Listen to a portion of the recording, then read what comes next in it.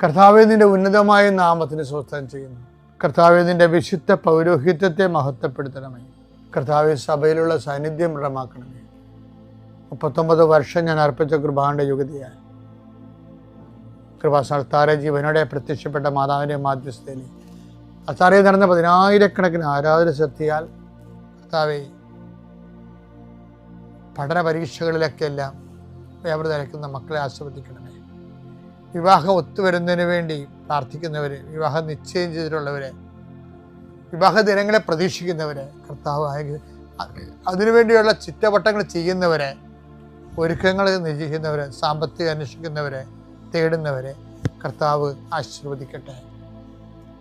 വിദേശങ്ങളിലേക്ക് പോകാൻ ഉദ്ദേശിക്കുന്നവരും date fix ചെയ്തവരെ, തിരിച്ചു വരാൻ പോകുന്നവർ, നിങ്ങളുടെ യാത്രകളെ കർത്താവ് ആശീർവദിക്കട്ടെ. നിങ്ങൾ കൊണ്ടുപോകുന്ന രേഖകളെ കർത്താവ് ആശീർവദിക്കട്ടെ. നിങ്ങൾ വരികയും പോവുകയും ചെയ്യുന്നവരെ മനസ്സ് വെച്ചിരിക്കുന്ന ഈ മാസത്തെ ലക്ഷ്യങ്ങളെ കർത്താവ് ഏറ്റെടുക്കുകയും നടപ്പിൽപ്പെടുത്തുകയും ചെയ്യട്ടെ.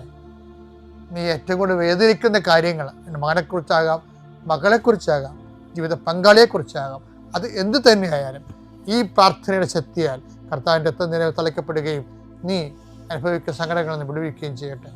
എൻ്റെ കർത്താവിന് ഉന്നതമായ നാമത്തിൽ മക്കളില്ലാത്തവരെ ആശീർവദിക്കുന്നു. എൻ്റെ കർത്താവ് മക്കൾ ലഭിക്കുന്നതിനായി ആശീർവദിക്കുന്നു.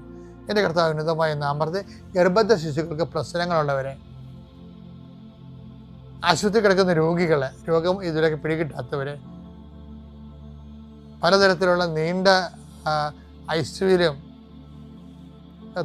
നീണ്ട ദിവസങ്ങൾ താമസിക്കുന്നവരെ, സാമ്പത്തികമായ ബാധ്യതകളാൽ വലിയ ജപ്തി നടപടിയൊക്കെ വരാൻ പോകുന്നവർ, വന്നിട്ട് അതിലൂടെ കടന്നു പോകുന്നവർ, അവർക്ക് എത്രയും വേഗം ഒരു പോംവഴി കിട്ടാൻ പരിശുദ്ധ മാതാവേ ആശീർവദിക്കട്ടെ.